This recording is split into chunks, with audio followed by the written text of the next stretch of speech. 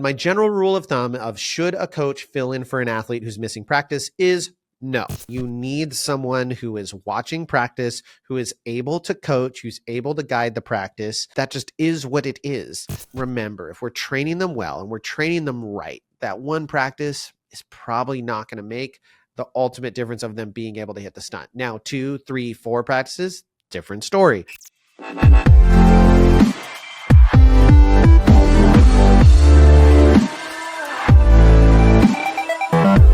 Hello, everyone, and welcome to another episode of the Cheer Biz podcast. I'm your host, Dan Cotton, and today we are going to be diving into should your coaches be filling in for stunts when you have athletes that are out or missing? This came up in a Facebook post. In fact, a lot of the episodes I'm recording right now were inspired by Facebook posts. Someone asked, I'm having this debate with my coaches, and we're discussing whether or not coaches should be filling in for athletes when there's athletes missing from practice. It's a really common question, especially at this time of year when we're gearing up for showcases or getting ready for competition season. Illness abounds. We start to see the colds picking up, and you have kids who are out with injuries or vacations or all those other things. So for a variety of reasons, kids miss practice. It is an inevitability, whether it be they have a band concert or they're ill or they have something else going on. You always have those kids that are going to be out. It's just going to happen. It can be very easy as a coach to be like, okay, well, that stunt group needs to go, so I need to get in there and I need to stunt. This is the debate. So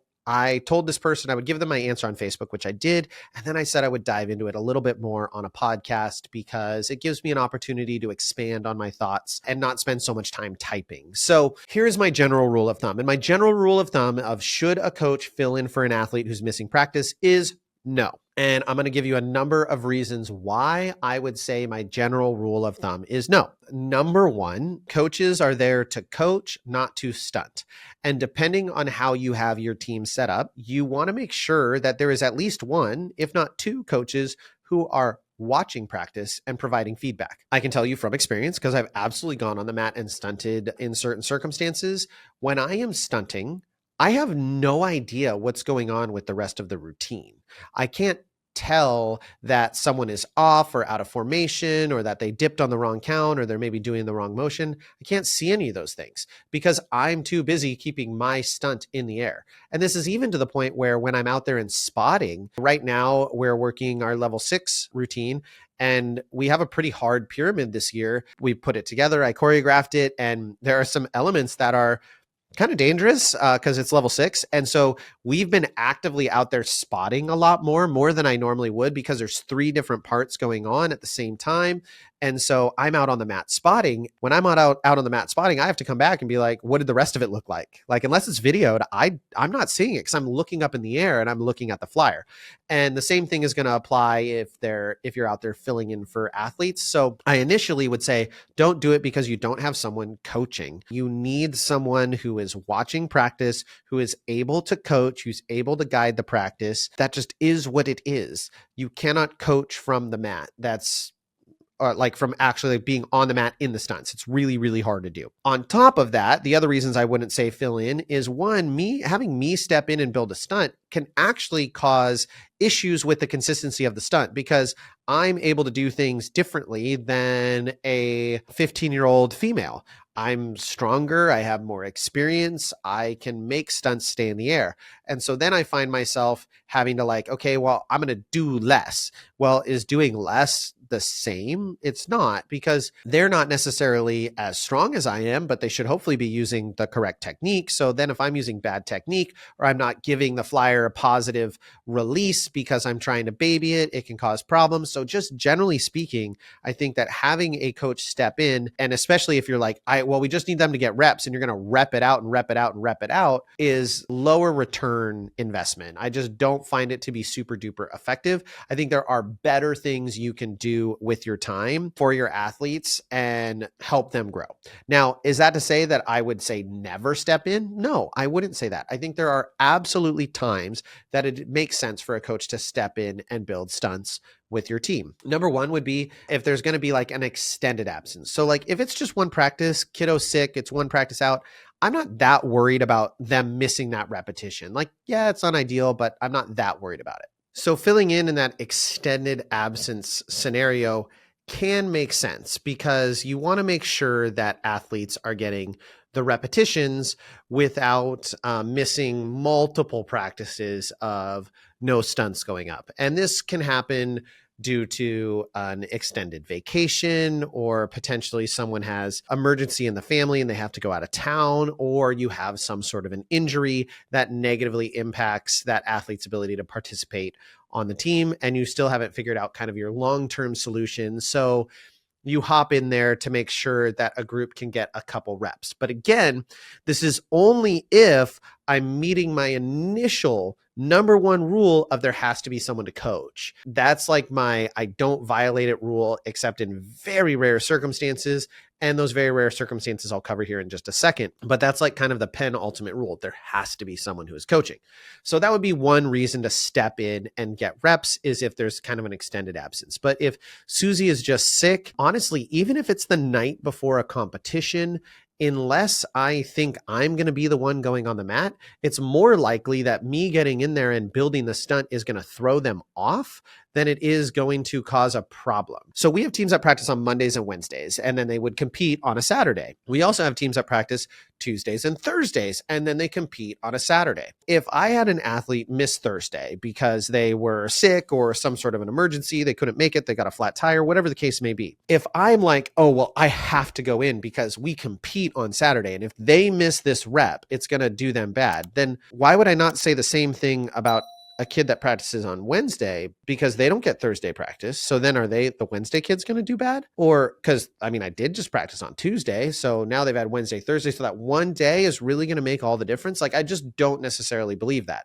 Now, there are certain circumstances where it's like, well, they've never hit, or they're really struggling and we really needed that practice time. And I totally get that. And that might be a circumstance to work with the group a little bit extra outside, but I don't know that it's needed for you to step in during a practice. Again, this is all very set in sand, so it's not super rigid, it's not concrete, but ultimately the only concrete rule I have is there has to be someone to coach. The other thing might be is if you just need to work something specific, in order to work that specific thing that night, a coach needs to step in for a short period of time. For instance, I use this example in my reference. We had two athletes missing. One was injured, so she was actually at practice, and one was out of town for my level 4's last practice.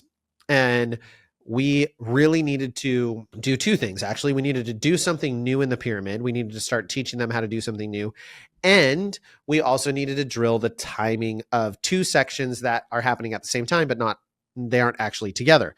And those two people were in those two sections. Now, we are fortunate enough to have three coaches on this team. So there was a coach able to watch and critique, and there were two coaches able to step in and make it so those things could happen. We were able to drill what we needed to drill, and it actually made sense because we needed to work on those things, not necessarily to get the reps, but we needed to teach them something new, and we needed to work on the synchronization, and we had someone who could coach. So it made sense for that practice to step in. Will we continue to step in during practice if those same people were missing? No. And actually, we have to find a solution for our injured athlete for the long term. And then the last reason that I would say it would make sense to step in and help out with stunting is if you need to do something to make sure that it is safe. So I'll step in and build a stunt or a pyramid or a toss because I can make sure that everyone is caught safely. So there are certain times where I will do that in the learning process, but generally in a like competitive process, I'm not doing that in terms of practicing the routine. It just doesn't really make for a lot of sense for the long-term progression of the program. What I would much rather do, and this is really the ultimate result over stepping as a coach, is a couple different things. So number one, I would like to have alternates. So I like to have additional athletes at practice that can step in and fill in. So if I know someone's going to be missing or I know someone is out, I will ask other athletes, hey, can you come early? Can you stay late? Can you help out? Or even have alternates on a team. I think it's really wonderful to have alternates on your teams. I have alternates on my Worlds team this year, and it's been great. I really appreciate it. I don't have them on my level 4 team. I did, but now I don't. I would really like to have a couple alternates because, like I said, I have an injury and now I don't have someone to take that spot. So I'm going to have to potentially cross someone. I have that issue. So number one, I'd like to have alternates. Number two is I would like to find fill-ins. So if I don't have alternates, I want to find people who can step into those roles. And there's a couple different ways to do this. So So like for an injured athlete, you're just going to find someone to fill in. And if you aren't going to be able to find someone to fill in, then you're maybe going to modify your routine. But I know a program that did this where they actually had people who volunteered, not necessarily to be an alternate, but to be a fill in for the teams. So they weren't truly an alternate, but they were on a list. They had a flyer fill in, a base fill in, a main fill in, a secondary fill in, and a back spot fill in. So they had 4 fill ins for each team that came from other teams that were at least somewhat capable of performing at the level that they were the fill in for. And when people would request their absence, they would fill out their form. They would know that they had to contact that person. They'd check the box saying, I reached out to this back spot and they said they will be covering for me at practice. And so they had built-in fill-ins to come in and cover and do those spots. And I think it's far more valuable to have an athlete doing the spot than it is to have a coach doing the spot, generally speaking. I think there's some nuance to that. Every once in a while, I think there are situations where the coach is better, but generally speaking, I think having an athlete do it is far superior. Those are some different techniques that you could use instead of having coaches be the ones filling in. Ultimately, we all just want our teams to be successful. We're just trying to get our teams to have the best competitive advantage to be able to go out on the mat and find success. And I certainly understand the desire and the need to get in there and help out and make sure that they are getting the reps and they're doing the things that they need to be doing. I get it. But remember, if we're training them well and we're training them right, that one practice is probably not going to make the ultimate difference of them being able to hit the stunt. Now, 2, 3, 4 practices, different story.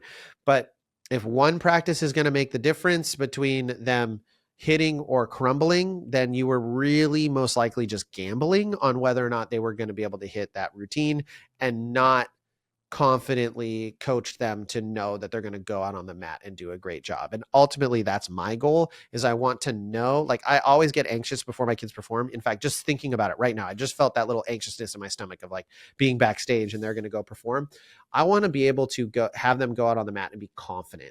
Like they've hit multiple, I trust them. I know they can do their job. They're capable of hitting this routine, and not like, I believe they're capable of hitting this routine, crossing my fingers. So that's my 2 cents. That's how I approach whether or not we have coaches filling in on your teams. I'd love to hear how more of you guys do it. Feel free to, if you see these reels or comment on YouTube, let me know exactly what you're thinking.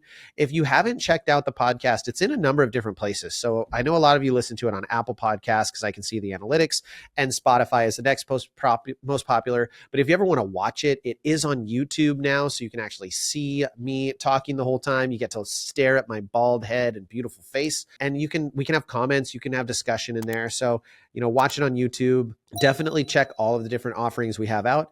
Also, if you're looking for more advice on how to progress your stunting or progress your tumbling, you've got to check out our conference in Vegas. It is this coming January of 2025. It is our annual Vegas conference. It's going to be absolutely fantastic. We have some really cool classes. We have coaches tracks, so we are doing stunting and tumbling, some really awesome content there, as well as manager tracks and owners tracks. So there's a ton of learning to be done. And in fact, a lot of people go, is January the right time to go to conference? And it is honestly my favorite, because that is the time. It's the new year. So starting the new year strong, get a moving and a shaking, and get your business growing. All right, everyone, I hope you enjoyed the episode. And with that, we will catch you on the next one.